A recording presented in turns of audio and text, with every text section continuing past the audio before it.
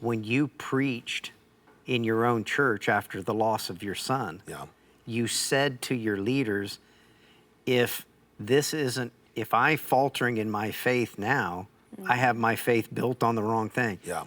That's a jumping off of kind of Andy's thing. Talk about that just a second. Well, you know, the faith that cannot be tested is a faith that cannot be trusted. So sometimes people will say, well, I've lost my faith through this. Well, in a way, I might say, good. Sounds like maybe you didn't have the right faith in the right God, because real faith gets stronger through testing, not weaker. And I think hope grows in the garden of adversity.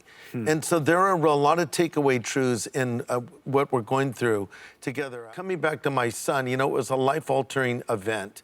And honestly, even though I've been a pastor for years and I've done many services for parents who've lost children, I think I always felt like I have a good sense of what that's like.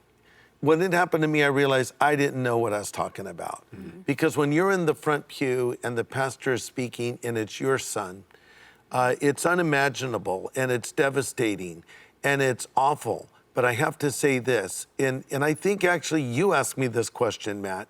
You asked me once in one of our interviews, you said, what is the most spiritual moment of your life when you sense God's presence the most deeply? And I had to think back, wow, was it, you know, speaking here or when I got married or even the day I got saved? And I had to say, honestly, the moment when I felt God's presence the most was right after I heard the news of my son going to heaven.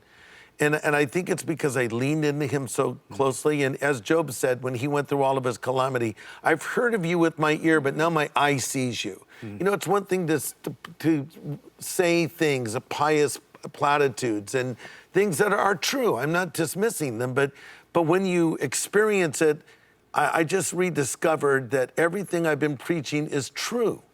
But I think now, you guys, I just say it a little differently. So when I'm talking to someone who's lost a loved one, maybe I won't say something that's all that different than I would have said before I lost my son, but I'll say it in a different way. And you just realize what that, you know, with the devastation of it, but also the goodness of God to be with you. And that's what I would say, is God was with us, God is with us. I'm not over it, I'm getting through it. Just the other day, I just choked up and started to cry thinking about him. But the Lord has helped us and is helping us through it. And I believe anyone watching us right now who's going through this whole coronavirus, and maybe you've lost a loved one and you don't feel like you can go on another day, you need to know that God is there. And he can heal the brokenhearted. So call out to him. Don't run from him. Run to him. And he will enter into your life and he'll get you through this crisis. And actually, you can have a faith that is stronger as a result.